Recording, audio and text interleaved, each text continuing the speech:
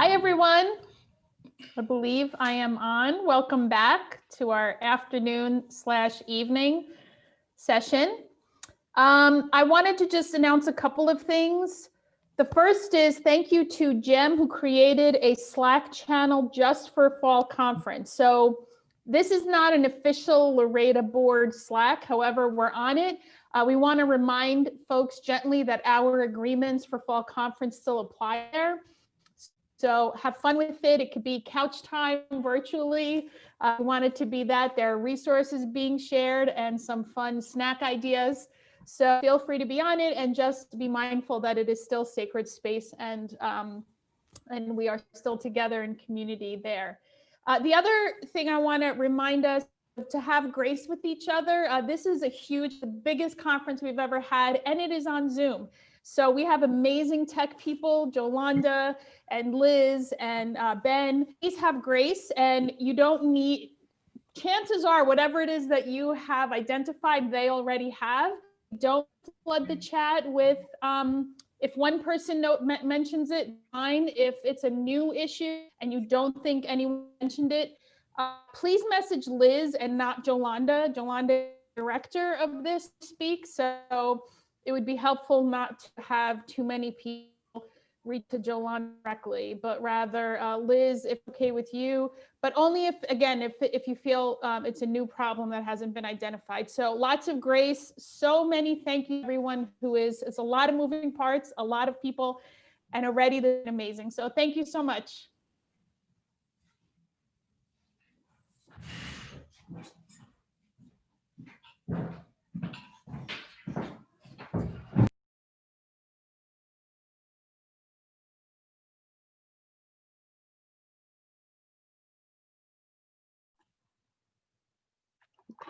Okay, I think we are back, and it's good to be back.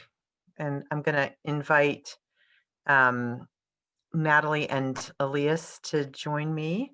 We're going to just, well, I'll start off, but I'll just have you guys spotlighted. So when it's time to have you say something, we will be able to do that. I've managed to, now because I'm on California time, I've managed to make the transition into my very messy office. So now we all get to see that because I'm not using a virtual background. So it is good to be with you and really appreciate Laredo and the leadership of Laredo in making this space. We have tried to customize what we're doing, especially to this occasion and to all of you. So we're just trying to work through the material that we've put together. And one thing we figured out in the last session is we might have a little bit too much we want to say to you. So we'll figure out some other ways we can do that later. So we're going to keep working on it and adjusting as we go through. And we're very fortunate to have a variety of sessions to do that. So we're going to go to the slides if we can for just a few minutes. Thank you. And we're going to just get started with the, this is our second session, which is on education and changing systems. And so we'll just go educating for liberation in particular. And we're glad to be talking about this really important topic. And I'm going to pause here for a moment because I want to say that I've been reflecting since we were over the break that we had on the questions that were asked about, because this is really real. And let's keep this real, that we're asked about how can we ask people to engage with these difficult conversations when we're in the middle of everything we're in the middle of, you know, the pandemic, the economic strife that people are under and stress that people are under, the racial uprising, all of this. And I think, and at a time when people are really struggling to get, families especially are really struggling with overwhelm. We have, you know, in our congregation, I say we have those that have been underwhelmed with their life since the pandemic and those that have been overwhelmed. And so we really have that. And I think it might be a time when we could really focus a lot on, in that lifespan, that we could focus a lot on those other learners too, and really provide them with opportunities,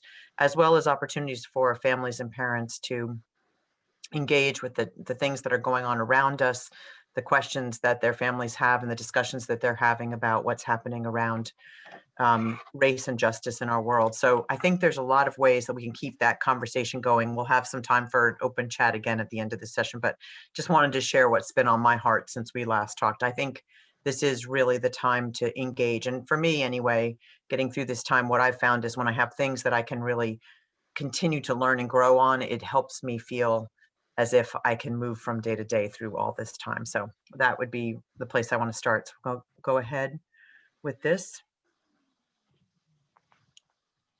And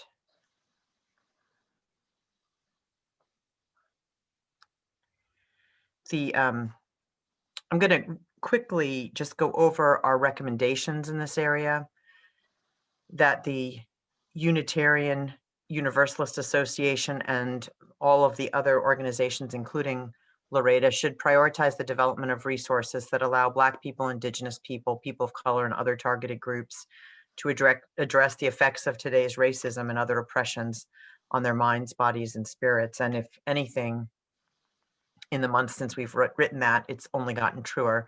Resources and tools are needed to ensure that a variety of entry points exist into the spiritual work of embracing one's own identity and the identity of others. They should be curated, and where not available, developed. What I think we found is that there are many, many resources out there that we have that people are already are using and knowing, but we don't have places where people can do what you all were doing in the chat in the last session, saying, I use this, this works for me. And then really making sure that we update those for these times. And Elias is going to be talking about that in a little bit in this session. Resources on healing religious wounds and productive conflict engagement are also needed as a core part of faith development. We started that conversation today about kind of taking on that conflict avoidant culture, which is also part of the dominant supremacy culture of saying, well, there's this one group of people and we've always let them have their way and we have to keep doing that. And there's a lot of different factors in that matrix. There's age, there's all kinds of things. And we need to look at who we're actually privileging. And a comprehensive path to understanding the work of equity, inclusion, and diversity should be developed.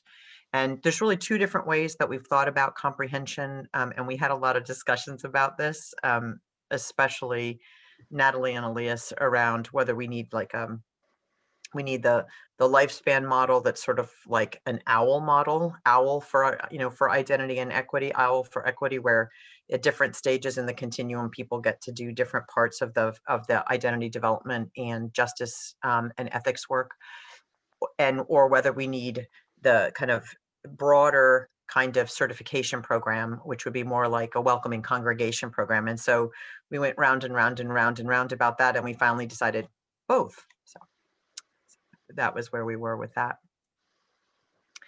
So here's our takeaways from this section. Unconscious bias is real. Unconscious bias, when addressed, creates toxic organizations. Many congregations have not addressed this, and so can be toxic to people of color and other people with other marginalized identities. Addressing unconscious bias requires education, not guilt. Many good tools are available, and they need to be curated for leaders who are overwhelmed by today's challenging religious landscape and need easy access to resources. Do what you're gonna do. Again, that has only gotten more real since we wrote that. And more Unitarian Universalist specific tools are needed, including, as I said, a certification program, which would indicate that a community or congregation has an ongoing commitment and readiness and includes leadership from people of color. So those are our kind of bottom line takeaways from there. So some of the things that we know about educators in our tradition are that there are many assets that we bring to this work, and that is like learning on the job, peer learning, and a mentoring culture, understanding need for lifelong learning, and a history of being a community resource, for example, OWL. And again, Natalie is going to talk more about that. Some of the barriers that we know, and this is just our frame specifically for these conversations, is that we need to have differing levels of awareness because our people are all over a broad spectrum, and so many different factors make a difference, and that we need to, and that we sometimes have restricted access to educational resources, especially in our smaller communities, especially when so many of our resources are kind of pay-per-view. And so we're looking for other ways that we can make them accessible to everybody. So with that, we're going to talk a little bit more about how we look at education and changing systems. And I'll turn it over to Natalie. Mhm. Well, our question was, how do we engender a culture of lifelong learning in Unitarian Universalism? And how do we do this both for ourselves as religious educators and for our people? And some of this, when you're looking at our, the slide that's up, is about maximizing our assets and pushing back on our barriers, right? So having a culture, a Unitarian culture, that is largely intellectual is positive in that people feel positively about what they think of as learning. But it's not holistic enough. It doesn't include all types of learning equally. So part of our call to engender this kind of a new culture is to equalize some of the ways in which we support this holistic way of learning, this ways of knowing that are not just from books or not just from particular books, but that give a fuller view of what lifelong learning is in Unitarian Universalism. And it means pulling in some different sources for us and sources within our own history that we often don't hold as highly as others. So when we're doing UU history or talking about that, it means enlarging the source material. So it also means that we need to talk about a culture of learning and not necessarily of mastery.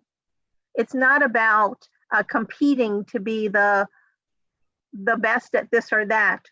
It's about us being willing to incorporate new information, to incorporate material that comes in from other areas, other sources, to make people's learning and knowing feel welcome in our congregations. It also means that we have to be not, in my opinion, a community that's talking about people making mistakes, but instead we're talking about people practicing, that people are engaging and learning, and we should be open to that and not sort of say to people, oh, you can't do this because you're not going to do that right or perfectly, and that's a mistake, and mistakes make us uncomfortable. But instead say, we're practicing and trying, and we welcome that kind of energy into the room. So I think that we have to also engage that in ourselves as professionals. How are we being lifetime learners? How are we gathering in new information about Unitarian Universalism and its connection to these areas of equity and inclusion and justice, which have been a part of what Unitarian Universalists have done? It's in our history. But are we going to elevate that level of awareness? Are we going to break the barrier that we talk about here, the different levels of awareness? Are we going to equalize that awareness? And are we going to allow and support new educational materials, new learning materials that enable us to be lifelong learners? Many of our congregations have a different ways in which they evaluate the importance of who is learning. So I know that for many religious educators, they feel that they have less status if they are children and youth or if they are adults as well. We often are not in relationship or partnering with the other people, other professionals on the staff who are also part of lifelong learning. So if we incorporate an understanding about membership, an understanding about music, an understanding about ministry, understanding about preaching, along with an understanding about how religious education incorporates all these things, then we would be in a better position, I think, for us to cultivate a culture of lifelong learning.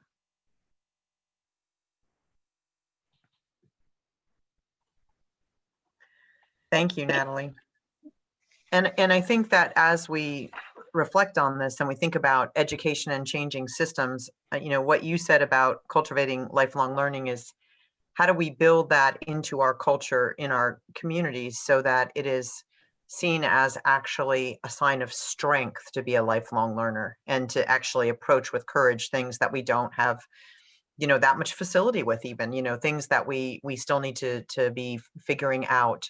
And how do we allow ourselves to come out of that place of courage and vulnerability, right? That because if we were able to do that, and when we are able to do that, let me just be clear, because it is an asset in many of our areas, but when we are able to do that, it allows us to create an environment in which others can come and bring their parts that aren't completely figured out and the parts that they need to have, you know, addressed. So that's really a very helpful thing. I think it also allows us to be better partners with other communities. If we go in as co-learners, not needing to be the leaders all the time, I think that religious educators are in a very clear place to lead in this area. We spend a lot of time becoming an RE space, being a community of question askers, being open to not knowing the answer when you start the process, but building a foundation so that the process can support the learning. I think that's exactly right. And so I'm going to just say a couple things for a moment about education and changing systems.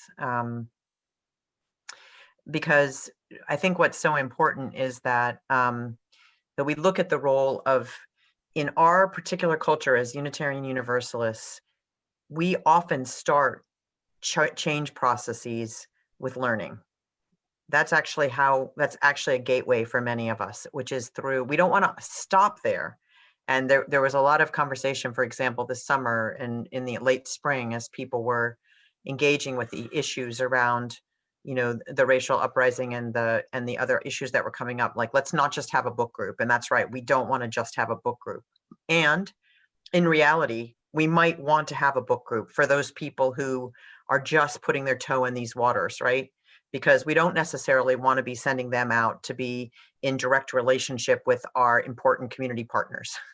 That's probably not the first place we want them to be looking to grow. So there are all these places that we can take as, you know, different points of entry. And one of the important ones in our culture is around you know, group study, group conversation, studying the perspectives of people. A question we probably heard more than we heard almost anything else was, well, I don't know how we can do this work because we are we are almost an all white, or we are an all white group. And so we don't have anybody that we can go to ask, to which we would say pretty regularly, you know, in this day and age, there are resources everywhere. Just get on the internet, just get on a, you know, go in any bookstore. There's accounts that you can learn from. There are places that you can get into somebody else's experience without having to actually do that in a way that takes away from their life force and energy. And so it's so important actually to be able to use education as one of those on-ramps. And then for communities that are more progressed in terms of having been doing this work for, you know, many years, then there are lots of other ways that we can be looking at. For example, some of the new some of the conversation that is new to our dominant culture, but has been going on a long time, about how we need to redirect resources in our society, how we need to be looking at how we make allocations of resources, or around you know, safety in our communities, about accountability to groups that are community groups. There's lots of different ways that we can do that. What we know is we need to have education, and we need to have community partners, and we need to have them in the right order, probably, so that we're not always asking our community partners or our people of color and other marginalized people within, other people whose identities we've marginalized within our own culture, to be our teachers all the time, because we have the ability to be our own teachers, and that's a really important thing. And so I think those are some principles about how we begin to approach that and think about in an assessment standpoint, where is the group that I serve, and what strengths do we have, and what places do we need to fill in some gaps? Where are our partnerships? Where are our accountabilities? Then we'll talk more about that on Friday. But I think too often we start with, I need an individual who can be my teacher, and I need them to take on the work of educating me. And we all have identities in which we're in the more dominant group, and we have identities where many of us have identities where we're not. But we know that that's not the only way and not the best way in these times for us to educate. So the systems change and the cultural change needs to happen at all levels. How are you, as educators, being asked to educate, for example, your boards? How are you being asked to educate other groups of leaders within your structure? How are you educating teachers and other groups? So that's an important piece. And with that, I'm going to ask Elias to talk a little bit more about that area of professional responsibility. Thank you, Leslie. I think before diving right in, I want to kind of put some kind of quick ideas out as a way to think about when we are entering the work into assessing the kind of resources that we can use to engage in this kind of work, right, as part of our responsibilities as religious professionals. And by the way, can you hear me well? Okay, excellent.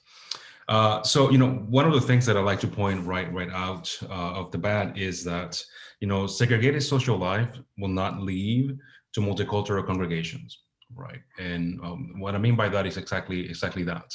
A lot of our members in our communities really live very segregated lives, Monday through Sunday, and then expect Sunday to be this multicultural experience, right? And I think that raises some questions as to not only how to make that feasible, but what is actually the desire to make that the reality.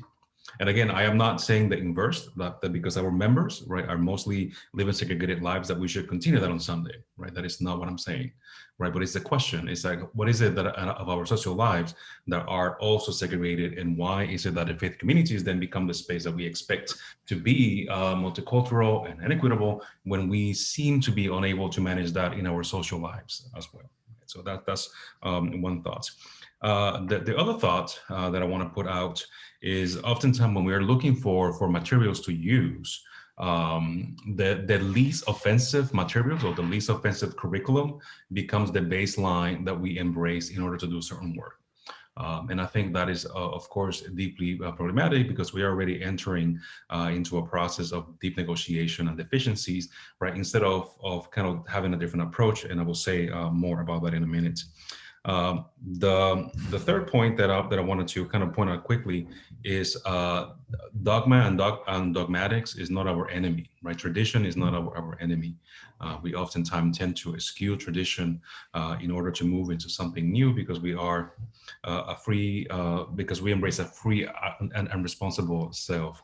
I'm going to say for me, right, the analogy that I use to think about tradition is for us to think on it as a chewing toy, right? Something that we need to kind of work through in order to do something else. And I think those of us who have raised children know that chewing toys become very central to the development of cutting your teeth. Right. So in some ways, when we think about faith context, tradition or understanding of dogma and rituals can become some of those chewing toys, right, for us to cut our teeth, so then we can have some more kind of sophisticated and complex food that can nurture our bodies. The other thought that I want to put in as a framing is who actually bears the load to doing this education, right, in our work.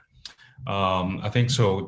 To kind of go briefly through those four ideas that I'm thinking about to audit our resources that we use, is that, if we live segregated lives Monday through Saturday, how do we expect Sunday, right, to be this multicultural space? The next, the least offensive curriculum cannot be the baseline for our work. Dogmatics and tradition are not our enemies, right? And who bears the load? So how do we use this then to think about not only the kind of resources that we use, but the ways in which we implement, right, programs given our responsibility as religious professionals, right? I think the first thing that is very clear in my mind, and I hope it is to you, is that we need to have clarity as to what is our goal. right? What is our mission? I think far too often, right, as in faith communities, the first step is to create a deep cognitive dissonance, right, that can become very jarring for our folks, right? And part of that comes because we understand the importance and we understand what is at stake in terms of life and suffering. So kind of creating that deep awareness from the beginning is important for us. Now, the challenge, I think, in a pedagogical context or learning context is that can also kind of backfire in the sense that folks do one or two things. They either shut down or they want to move very quickly to the easy solutions that become primarily temporary solutions, right? It's kind of like a Band-Aid, right? So you just have to learn to say the right things, right? Instead of doing committing to the right actions. And I think that is sustainable just for a little bit. But at some point, right, the bad habits just come again into the work. And I think I'm going to say perhaps many of us have seen it in events like Beloved Conversation, right? When that happens, there's a moment in which folks are very invested into having particular congregations about racial equity and racial justice. And then a few months after that, things kind of peter out, right? So it did not become part of integral to the work that folks do because there was not a deep commitment from the beginning, right, to embracing that kinds of work because we don't have an accountability to our community, right, outside of our social club. The other part, I think, is to be clear of who are we serving and to what end. I find that as a religious educator in our movement, we tend to put an emphasis very robustly in the work that we do K to senior high, right? In other words, we focus in and we have a clear understanding of what is the faith formation, right, or faith fashioning that we want and we expect our children and youth to have, but we're not very clear as to what it entails for adults, right, to have that. In some way, we assume that adults are already formed and shaped and somewhat finished. So what we try to do at times is to provide kind of opportunities, so either social engagement, right, or kind of fun learning opportunities. They oftentimes evolve as a book club. And I think there's nothing wrong with book clubs, right? But at some point it becomes about discussing an idea that is interesting and we argue for argument's sake and how great what it does, but we don't find what is the application, right, to the work that we're doing long-term, right? What are the new habits? How do we restructure ourselves? How do this contribute to kind of the mission, right, of the congregation to further the work that we do, right? I think those are questions that should drive the kind of curriculum that we do, the kind of resources that we use in our congregations. In other words, this curriculum, this learning event, help us move, right, not only in terms of the aspiration of our faith, but does it help us further our mission, right, as a congregation or as a learning community. I'm going to dare to say that many of our congregants and even some of our leaders do not know the mission statements of our congregation, right? What are we about, right? We know the covenant more or less, right? But our mission statement, we may not. And forget about asking where the bylaws are, right? There's a whole different thing. It might be in the basement of somebody or in the garage. Who knows where they are? The other thing that I think for us is important when we're analyzing the resources that we do as an audit is to start also thinking about what are the long range implications of using a particular kind of work or engaging in a particular process, right? I think we may fall into the temptation of think, right, in the present moment, right, the 3 or 6 weeks or perhaps 1 year, but how is that work going to be sustainable, right, over the next few years, right? In other words, how is that work layered through our congregational life, right, in the rhythm of our community that we can continue to do that work? I think to give an example on this, something that is kind of bothers me in some ways is the way in which we do new membership engagement, right? We oftentimes have like an introduction to you, and what does it mean to be a member of the congregation? And that might be, we do that once for every member possible, but there's no repeats, right? So we do the one-on-one, the ABCs, but we don't do the rest of the alphabet. And I think what that entails is that we already presume that whatever small time we have engaged with our folks, that is sufficient and that is enough for folks to be kind of rounded up, right, as you use. And of course, we know that that's not the case, right? In our congregations, we know that more is needed. So the same thing can be applied when we think about curriculums of equity and justice, right? Is one session enough? Do we need to do 1 year, 2 years, 3 years? What is the commitment of the stamina, right, of our congregation to actually engage in that kind of work? And also, what is the leadership that we are cultivating to do this, right? I'm going to say, in my sense, right, I do this work professionally, right? So kind of do it again in Sunday. It can be a little tricky at times, but I'm more often than not open to doing it. But my question becomes is that, okay, who else is going to do it? Who's working with me? Who can we capacitate to be able to do this work that doesn't rely solely on me? Because I also want to worship, right? I also want to enjoy other parts of the work that we do. So when we think about then kind of auditing our resources, right? Let's think about what are our goals in terms of who's learning, how many weeks, sessions, or years this work is going to take. So really analyze the developmental stages that we want to move our congregation through, right, from A to B, etc. And understanding that some folks are going to be differently in at different levels within that continuum, right? Some folks may have an awareness, right, of the problem. Some folks are conscious, and some folks are active in how to engage a particular problem. Right, but not all congregants are going to be at the same level. So we need to figure out how to bring folks kind of along, right, in a process. And of course, that requires some negotiation, right, and some patience as we move our folks along. But I think it's also important to remind our folks what is the end goal, right? This is what we're moving to, and we have a lot of work to do. And I think lastly for us, I think as we audit resources and think about who's doing it and the long range, is to also inbuild in that process moments of self-care, right, for those who are doing this particular work. Right, it is very intense. It is tiresome. Oftentimes, there's a lot of heartbreak involved in communicating with not only the congregation, right, but also the leadership staff, that there are moments in which we need to step up, but also step back as we're doing this work, and that there's a structure, right, for the work to continue. I think it is important, right? I think in other contexts, I share that the story that I have a particular bow tie that I'm wearing when I'm not in the mood. And I always tell my students, right, in the first day of class, this is the bow tie that if you see me wearing this, I'm just not in the mood to deal with none of y'all. So I'm just going to show up and do what I need to do, and you're going to leave me alone, right? It's kind of my personal day, and I'm showing up to do the work the best that I can do it today. Right? And periodically, I remind them, right, if I use this bow tie, I'm just here because I need to do this. And I think for our community, right, it is important, right, to model that this is hard work and it's painful work as well, not only for the congregation, but for those of us who are leading the work. Okay, Natalie, I'm wondering if you're having the same thought that I do, which is that he didn't tell us which tie that was. So when he showed up at those meetings, we didn't know which one it was. Now we know, though. He would have told us. I will tell you. Yeah. I do want to add one thing on Leah said. I try to remember is the work, the ministry around racial justice is actually no harder than the other ministries we do.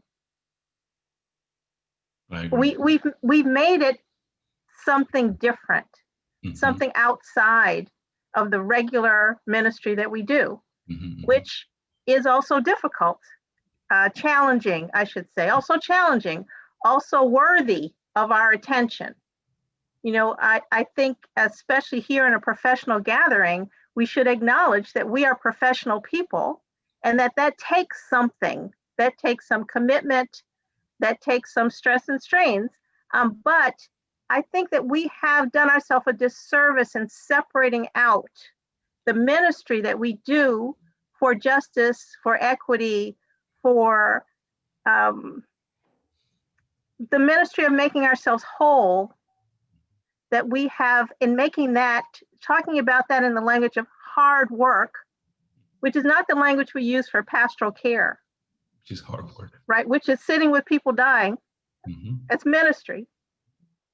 Sitting with children who are trying to manage learning about how to live in this crazy world, you know.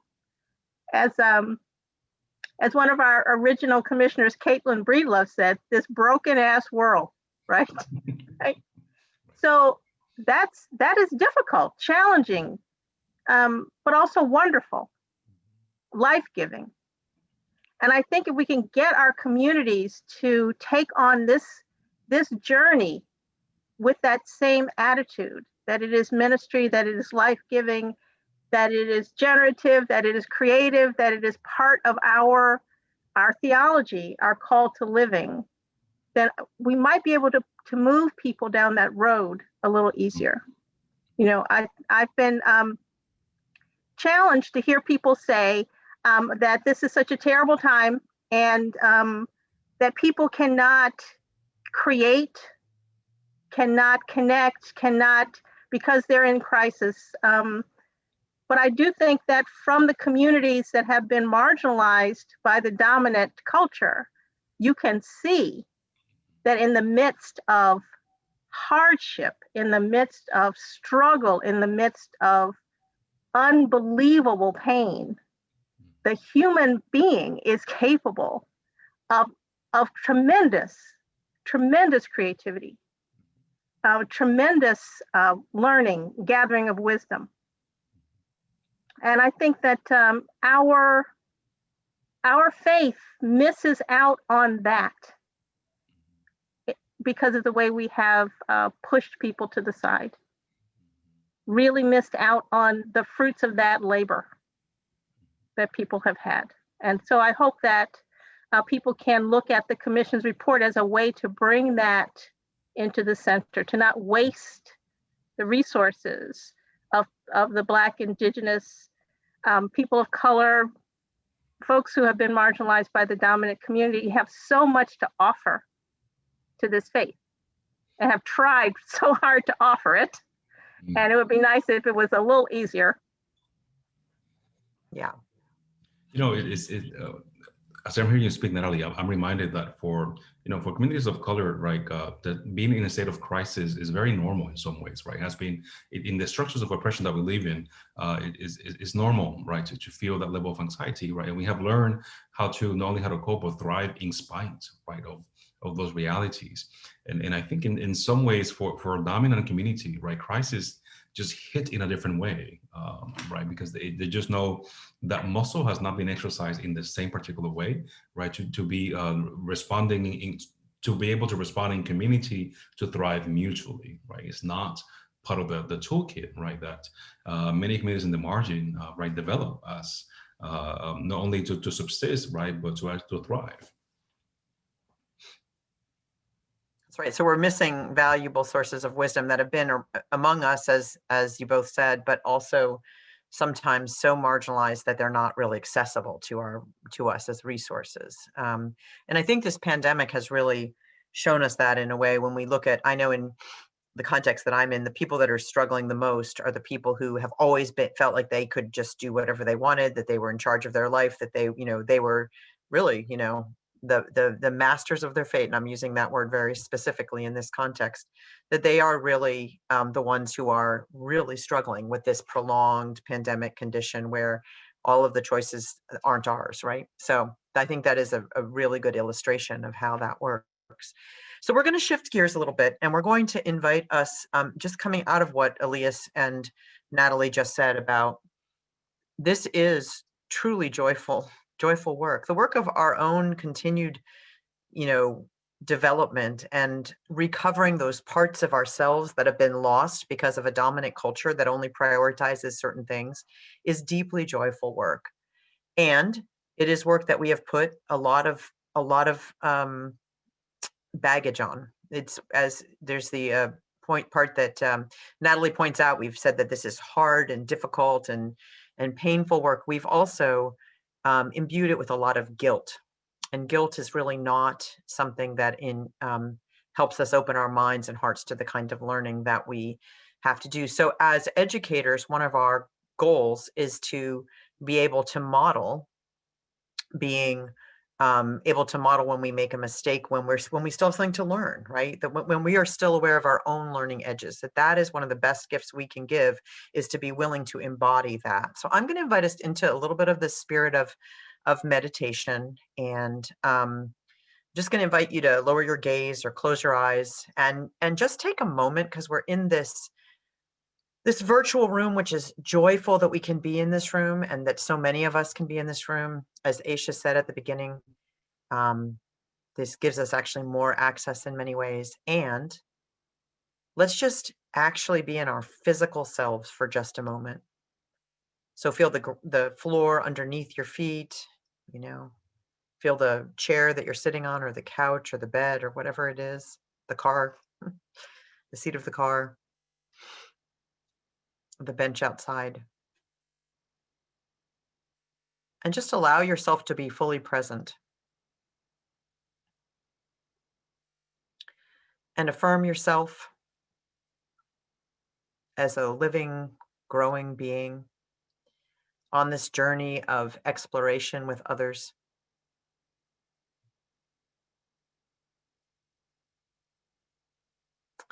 And now I invite you to just ask yourself about your own growing edges. Remember, we are all swimming in the waters of this supremacy culture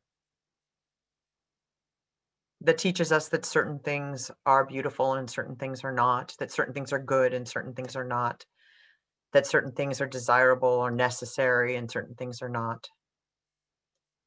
We have all this messaging, and right now we're literally watching messaging being volleyed back and forth around us.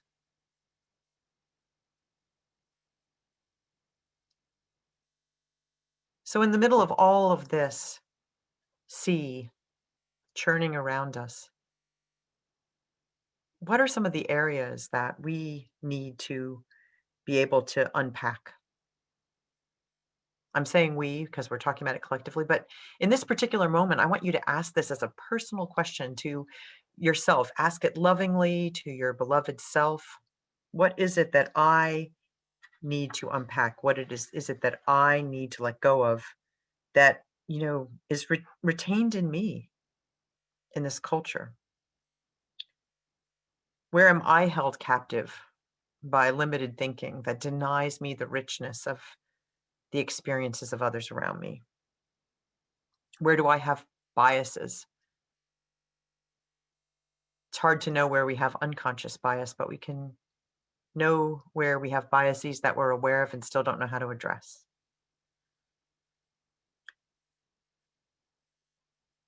So I invite you to think about those areas, to embrace those areas, not with condemnation, but with loving care. And to ask yourself where it is that you need support.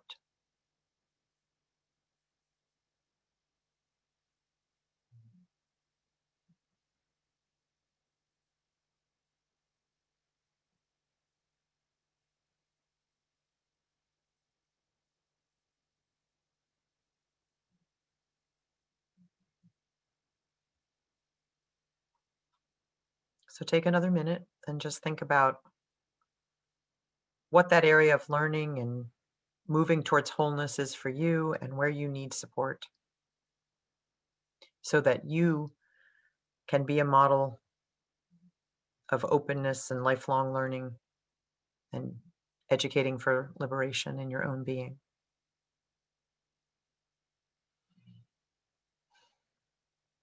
And when you're ready, I invite you to bring your attention back to our little life-giving screen. And we're going to move into breakouts, small groups where you can share whatever part of that journey you are interested in sharing with one another. And I know you'll have other groups during your time together. So here are our questions. Where have we, and that we were using collectively, so you as a group, so any models that you have, where have we successfully created a counter to the white supremacy question of needing to always be in mastery mode rather than learning mode? And how can we support one another on these journeys?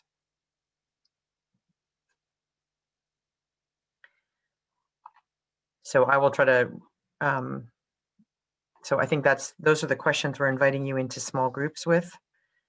You know, where have you successfully been able to counter that mastery culture and create a culture where it's okay to have learning versus mastery, and how can we support one another on these journeys? Okay, so I think we are coming back. Can I ask you a question? Sure. So the question that you asked, if you were taking in regard to, like, which you all probably did in your work, the different levels of risk and I don't know, yeah, risk, I guess I would put out there for folks of color to engage in that kind of work in this context, like, would you phrase the question differently? Yeah, thank you. I wanted to address that actually as we went through, and it's not just for folks of color, but people with other identities that might put them at risk. So thank you. Yeah. I specifically didn't answer the question because, well, yeah. Yeah, absolutely. We'll say why. I mean, go ahead and claim that if you want. Okay. Yeah, because I don't think that the way it was phrased, it necessarily like applied to me. Yeah. okay.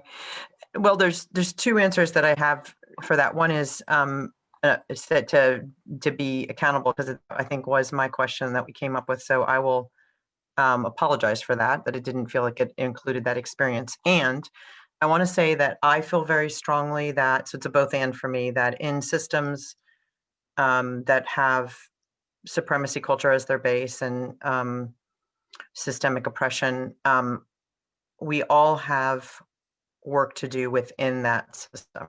So our work might be around the internal work that we have to do as being part of that system, and that's another piece of it. So I think that's an important part of doing that work as well.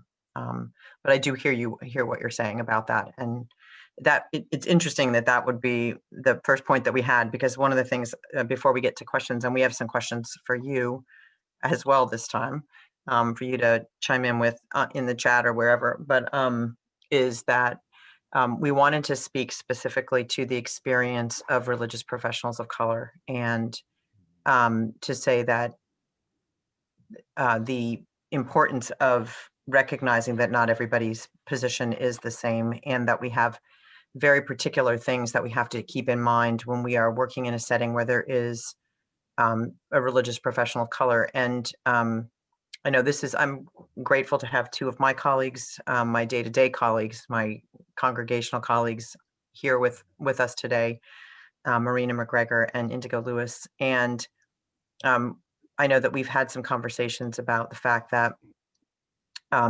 anyone working in that system where we have religious professionals working in the system have to think about their accountability to those religious professionals. Even if your identity is white, but you're in a team in which there is a colleague of color, that can actually be a danger that you can create inadvertently by setting something up where everyone will go to that person to sort of solve their problems, or create hostility towards them. So that was a piece, that's something that Aaliyah said before the break, made me want to remind me to say that. And so I appreciate this. I'm not sure that addresses the other issue, but the issue of how do we support each other as religious professionals is important. So I think we can probably not have slides right now, if that's okay. Jolanda, thank you so much. You're doing such an amazing job. But that will allow us to see each other a little bit more. So I do want to acknowledge that, and it's something that we do. And so I will go back and look at the rest of our questions for these times and make sure that we're addressing those correctly as well. You know, Leslie, I think something that I can add, I think is part of, for me, you know, those questions are always challenging because part of it depends on the level of risk that we are also willing to take, right, in claiming a particular space, right, within spaces that are kind of designed in ways to either exclude those of us with marginalized identity or kind of scapegoat us, right, in particular processes. And I know in my own work has been important to create some very clear boundaries around what work I'm willing to do and when, and what work is not mine to bear the work, right? And to be very explicit on that. But it comes at a risk, right? And I think that's something that we need to be kind of mindful in our own lives, how comfortable we are with some of those risks as we are also pushing for the change. And it becomes even more complicated in liberal spaces that folks oftentimes we go with the understanding that we have done the work and we're there. And that is of course not the case oftentimes, right? That it takes a lot more work for us to get where we need to get.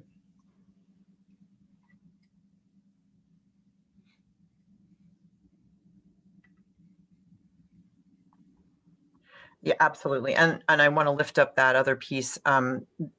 We mentioned, you know, some of the programs that we've been using in our association, Beloved Conversations and others. Before that, it was the Crossroads. I mean, there's been lots of different things that we've done. And I think that, and there are many people I spent part of the break looking at going through the participants list. So I could see we've got so much expertise in the room, as we've already heard from our first question in this conversation. So I just invite us to remember that. I think it is important for us to recognize that we often do further harm in those educational efforts by marginalizing or denying or erasing the people who are here, right, that are in our congregations. And often we do it out of you know, a sense of wanting to move forward in the work, and it's really easy to do that, to continue to play to the dominant culture. So I apologize for doing that in that question, and I hope we can continue in the spirit of that as well. I think that will be important, because I think it's probably one of the most common ways that we sin, you know, in the archery sense of missing the mark.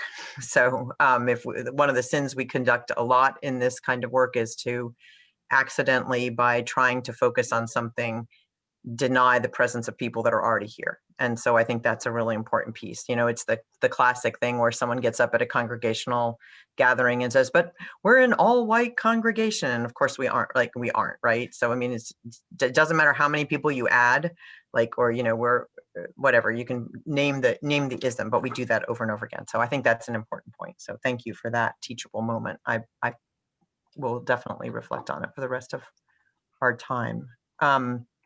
So we're going to put a couple questions in the chat for you, and a couple things that we can look at. You know, I did go through and look at the participant list, and we have a lot of people that I don't know who have expertise, and a lot of people I know that have expertise. So I would just say, and a lot of experience in this. So I'm going to put the question back to you that we kind of were left with after our first discussion session, which was, you know, how would you address reluctance to engage in these issues at this time? I mean, we just put that out there because that's like as Lenore said earlier, it's one of those getting real kinds of issues that we need to be looking at. You know, I will continue to say that the clock is ticking on what it is that we do, and that people will continue to vote with their feet if we do not address these issues in a timely manner.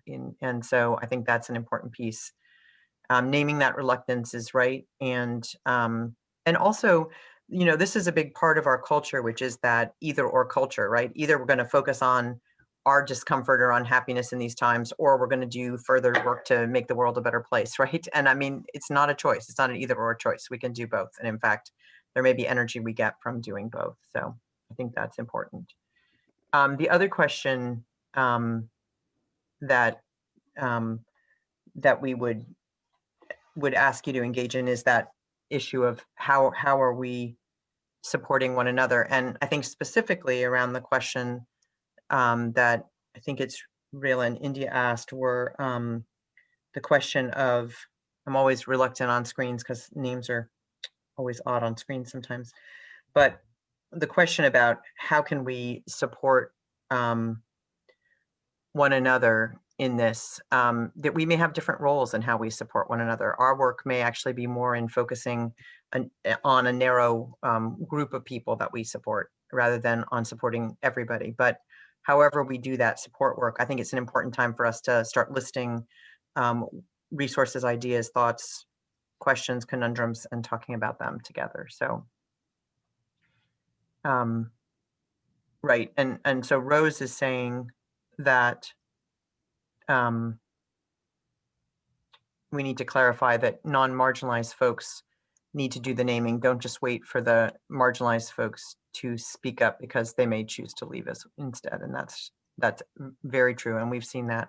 One of the saddest parts, I think, about the commission's work was to, it actually has to do with religious professionals, which was we tried to do an inventory of all of those who had been religious professionals of color in the last decade or so. And so many of them had left. So many of them we had lost. And that's just religious professionals, which we know is a small subset of the greater pool of people. And so many of them walk in our doors and walk out as soon as possible, or walk out and after a while, after they try to come deeper in. So that is an important piece. So I'm going to invite, see, where's Natalie on this screen? We'll get Natalie up here. So I'm enjoying, yeah, there you are, Natalie. Yep, that's great. It just helps me to be able to see you, so that's great.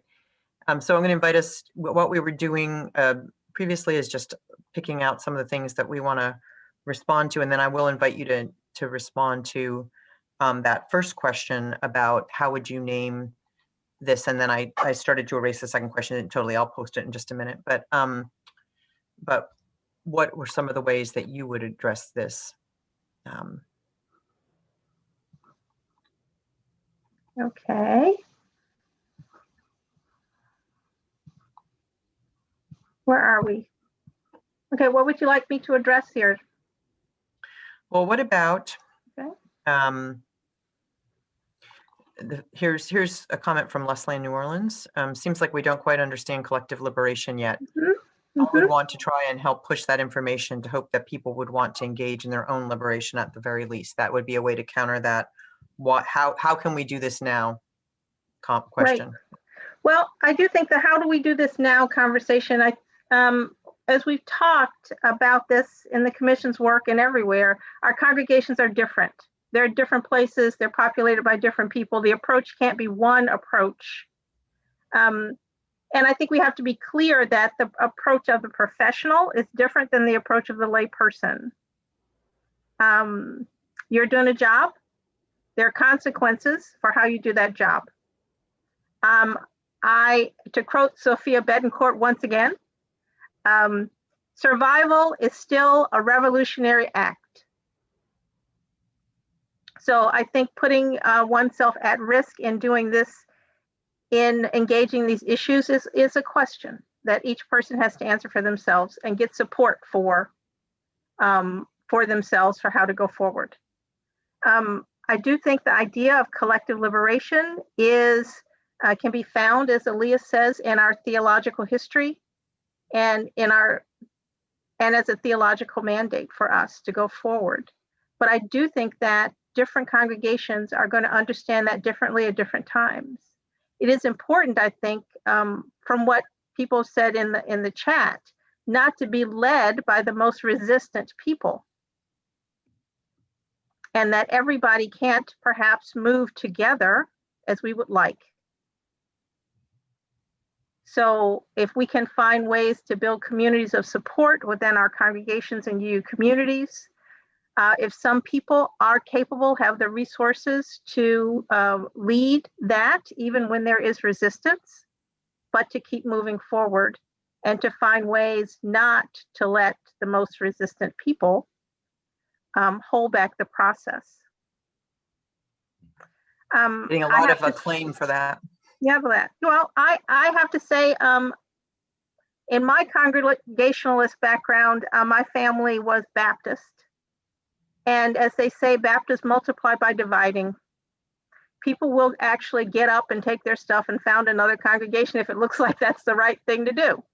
I don't suggest that, but I'm saying that having that understanding that you can align your faith community with what you actually believe and want, that's your goal, that's something that is very clearly part of my Congregationalist belief, is to try always to push your community to be what it says it's going to be, to uphold that goal, and to realize that you have an option of making new community that is more aligned to your beliefs. Absolutely. And Elias, I wonder if you might address the comment that is from Tony, and especially in terms of looking at resources and how we model, the use of resources. Yeah, engaging parents is kind of very intriguing, and I think in many ways we can spark small revolutions by the way in which we engage our children's curriculum to educate the parents, right, and move the parents along. I think oftentimes that's not utilized as a strategy, right? Of what are the ways that we can use really children's curriculum and programming to fashion the adults into particular kinds of learning. I think, right, oftentimes the resistance, right, and Antonio, you mentioned that, right, what about white supremacy culture, right, that the parents can resist, right, and they think that the children need more story time. I think for me, that is an education moment, right? In other words, that there is an understanding that children are not experiencing, right, the impact of white supremacy culture or systems of oppressions in general, right, whatever you want to call it, and in their daily lives, right, which is not the case. Right, that they will see it at work at school. They see it oftentimes, the impact at work, at home, right, particular gender dynamics, right, and those things really model particular kinds of understanding, right, of different kinds of supremacy culture. So I think the way that we can do that is by being very sneaky into the kind of curriculum that we work with the kids. I don't think it's necessarily just solely use materials of children of color, because or authors of color, because at times that also can become very tokenizing. And what I mean by that, I've seen spaces that the only voices of color that are put in services are the children's book. Right, and that raises some particular kind of questions, right, in terms of how infantilization of communities of color how sometimes work, right, in our spaces. So we can only play basketball, sing, right, although children's work, and it's like, well, hold on, right, it's a little bit deeper than that. However, I think there's ways that we can then communicate throughout the week with our parents, right, and our adults, the kind of work that we're doing. So our weekly letters, if we send weekly letters, right, what are the nuggets that we put in there to actually contribute to the shaping, right, of some of those conversations, or really engage, ask a very poignant question to the children as we are engaging with them, for them to reflect back the kinds of experiences that they're having, right, in their particular context. Just to give you an example, in this, I'm in the Oak Park School District here in Illinois, and the middle schools have decided to read together Stamp, right, as a book, Ibrahim Kendi. I have all kinds of feelings about Kendi, and the kind of work that he does. It can be helpful for some things, some audience, but I have my concerns. However, right, my approach was not to kind of write to the school and say, like, there's a lot better work that you could have used to this moment, and there is. But instead start working with my children, right, and the neighbors that are coming to do some homeschooling, right, here, to encourage them to ask a very pointed question back right, into the teachers, right, and back into the classmates as they're working through the materials that they are, because it is an opportunity, right, to have a middle school as a whole engaging a particular text. And I think for me, right, this could be one of those moments that if you think the children are not ready for something, how about if we get you ready so that you can have those conversations right back at home, right? What do you need to get ready? So it's kind of like an onion to be unpeeling some of the resistance to get to the core of what are they resisting, right? That this become problematic. There's a lot of conversation in the chat right now that's kind of tied to the use of clusters and support groups and people being able to be together in identity-based kinds of groups. And I want to say that I think that is really important. And one place in our congregations in particular is multiracial families and families that that have our multiracial by adoption experience. That sometimes we do say that our most diverse part of our congregation is our children and youth, and what we don't say a lot of times is that's because of multiracial adoption. And so I think it is important to think about how we're creating curriculum and other things that specifically speak to the needs of those families and give them a voice. Again, anytime we can bring people together in a group, that builds solidarity for them, not to educate the majority, but for them to actually learn about their own specific experience with others and to have an opportunity to reflect. And I think that is really an important piece as well. So that's important to just to lift up. We did that through community circles in 2 congregations that I've been able to, that I've served. And it was a really good way to actually empower those people to speak up then more generally in the congregation about what they need, what they saw, what their lived experience was. The other piece that I put in there a little while ago had to do with community partnerships. And we know that community partnerships are an important part of support, taking this responsibility away from the 1 or 2 or 3 or whatever it is. I mean, in our case, it's 10% and it's still, or to 15% of the congregation, and it's still too few people to have to, and they're coming to church to actually come to church. They're not coming to church to educate others about systemic oppression. So how do we use other partnerships and other resources, including our national frame, which is part of that polity that Natalie was talking about, to be able to educate people. So that's an important piece. And it is really important to think about what accountable partnerships you have, because it's very hard to do this work after a certain level without accountable partnerships that your congregation is involved in, organization to organization, not person to person, but organization to organization. Because one of our big messages from the commission's work, and it's something we need to educate about, is that we need to be accountable to groups, not to individuals, right? It's not about like, okay, Elias, you're going to tell me everything this congregation needs to do about race, or Natalie, it's your job to tell us that, and we're going to say, well, Natalie said she's perfectly comfortable here without us talking about race, so therefore we shouldn't do it. And so that too often we use those, the dominant cultures uses that as a roadblock. So that's important to recognize.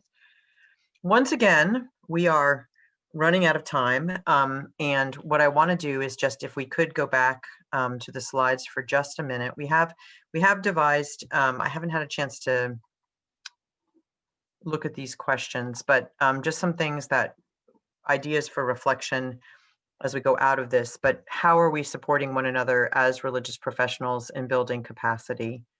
And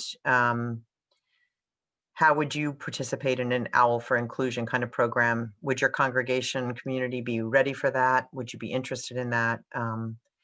We've got quite a few of the folks that are thinking about those issues here with us. So I hope at some point we can hear from them about some of that.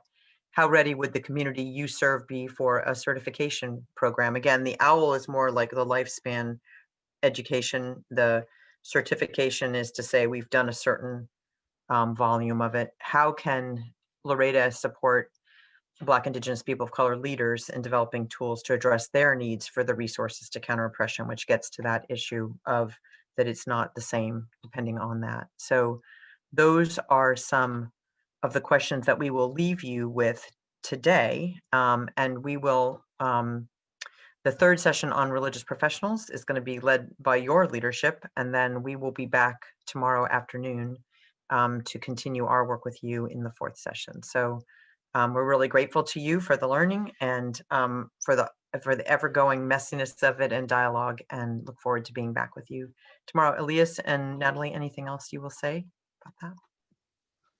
Just thank you to everyone for all the time and attention. Good to see you all. It's a great list of people.